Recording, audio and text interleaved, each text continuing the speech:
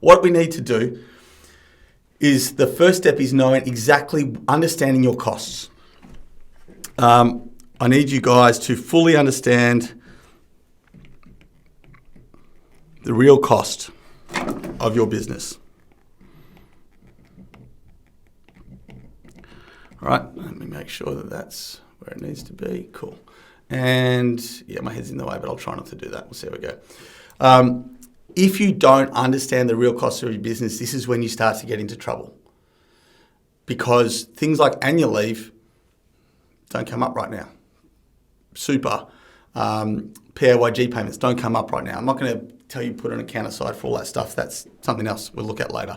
But it's knowing, I want you guys to know, am I making money on this job today, this week? Now, the very simple way to do that is to work out a single company-wide rate that says, on average, including paying me, paying each of my guys on site what they cost, covering all of our overheads for the business, covering contingencies for when shit goes wrong, and making money, making our profit on top of that. Here is the average cost per person. That's average from you being the highest cost, hopefully, down to your lowest level apprentice being the lowest cost person. What's the average? You've got 10 people in your team, here's the average. You've got 2 people in the team, here's the average. Right? Then all we do to monitor that is take, the simplest thing to do is to take your whole project and divide it by that rate, and we know how many hours you've got to do it. Right? That's what we then call a time budget. Okay? You build in a frame. You've got 200 hours. We're doing a door. You've got 2.4 hours. Michelle said, what will be the median wages you'll have to make on top of people to keep the business running? Don't cut your fingers. We'll have a look at all of that. I'll show you where you want to be on all of that as we go through, Michelle. So if you still have questions as we're coming up to the break, let me know. So we need to get to the real costs for you, for your whole company. That's what we're trying to do. So we're going to start with full-time staff, and then we're going to look at subbies. I'm looking at full-time staff that you've employed and told them they're full-time in Australia under the Fair Work rules. Full-time staff are guaranteed a minimum of 38 hours per week.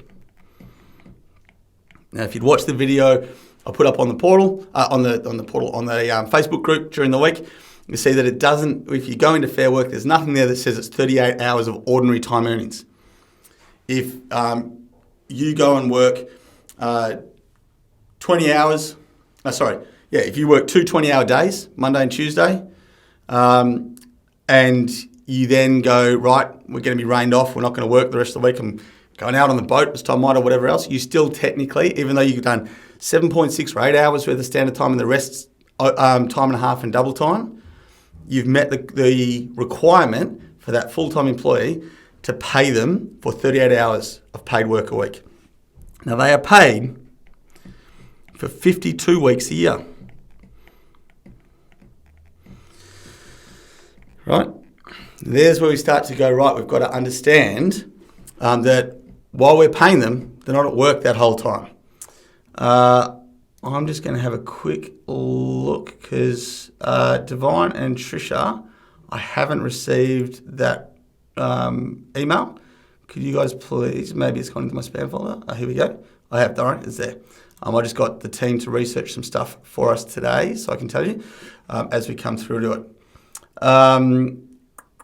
Portal, federal tax, where's the other one? I've lost it. Let's go public holidays.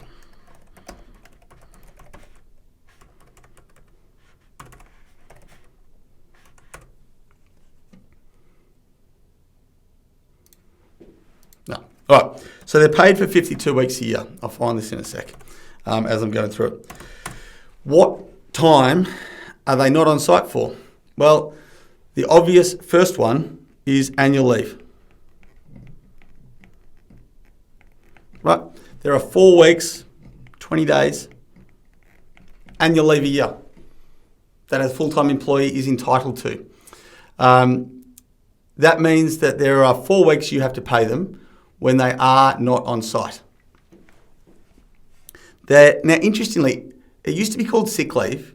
It went to being called personal leave. Fair Work is now back to calling it sick and carers leave, which I found interesting because I was wanting to make sure I checked all this last night for other leaves. But people are entitled, full-time employees are entitled to 10 days pro rata. So if they've started with you and they haven't yet done a full year, they can still get it. It used to be that it had to accrue beforehand, but they can pro rata 10 sick days a year. Now, sick and carers leave basically means that if their child is sick, if their partner's sick, it's someone in their immediate household. I will, no, I don't have it up. You can find all this on the Fair Work website if you want to go into it. But they are entitled to 2 weeks of sick and carers leave. When we're doing these calculations, I want you to think about later on how much of that you allocate.